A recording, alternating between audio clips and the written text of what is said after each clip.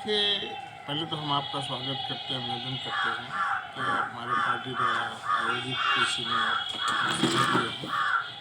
हमारे उत्तर प्रदेश कांग्रेस कमेटी के अनुसूचित जाति विभाग के अध्यक्ष आलोक प्रसाद पासवान जी को बिना किसी कारण के जेल में डाल दिया गया।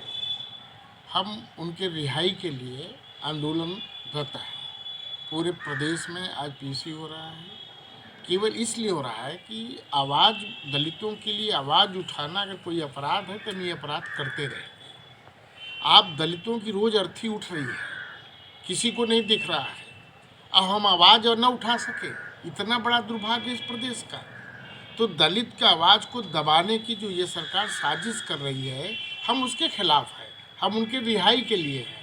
हम 26 तारीख को शांतिपूर्ण तरीके से जिलाधिकारी के धरना और ज्ञापन देंगे और उनको संविधान की प्रति देंगे कि संविधान में क्या क्या अधिकार है। आप पढ़ लिख करके डीएम जरूर हो गए हो, लेकिन आप सरकार को भी अवगत कराओ कि किस तरीके से ये लोकतंत्र है। लोकतंत्र में आवाज़ को दबाया नहीं जाता, बल्कि लोकतंत्र में डाकिया बन करके उसकी बात को फैलाया जाता है, पहुँचाया जाता है। तो इस समय ये स्थिति है कि जैसे लोग कहते हैं ना कि कांग्रेस ये पार्टी जो ये उत्तर प्रदेश की जो सरकार है, ये ठोस कदम उठाती है। दलितों को अब समझ में आया है कि ठोस कदम उठाती तो है, तो रखती कहाँ है, तो दलितों की छाती पर रखती है।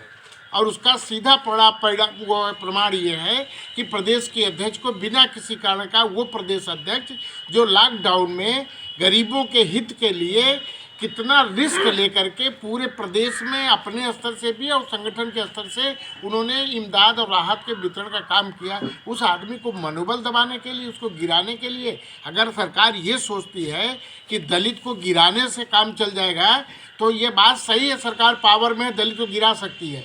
लेकिन जब दलित उठेगा ना, तो समस्या बन करके उठेगा। ये उनको भूलना नहीं चाहिए। और अगर ये सोचते हो कि योगी जी कि हम दबा देंगे, आवाज़ किसी की दबाई नहीं जा सकती। ये प्रदेश खुद ही भोग रही है, न रोग का इलाज हो पा रहा है, न रोटी का इंतजाम हो पा रहा है। तो हम ये चाहते हैं कि हम सरकार को अवगत कराएं कि जो भी हो, विरोधी हो चाहे कोई हो, उसकी आवाज़ को दबाना नहीं चाहिए। सरकारों का काम ये नहीं होता। सरकारों का काम होता है कि लोगों की मदद करे। आप अब योगी जी से अगर ये नहीं समझ रहा है प्रदेश, तो जा करके आत्मा परमात्मा जीवात्मा की बात अपने मठ पर करें। अब यहाँ क्या ज़रूरत है जब उनके बस का नहीं है तो। और आप देख लीजिए कि घटना हाथरस का हुआ, कोई उनको नहीं हो सका।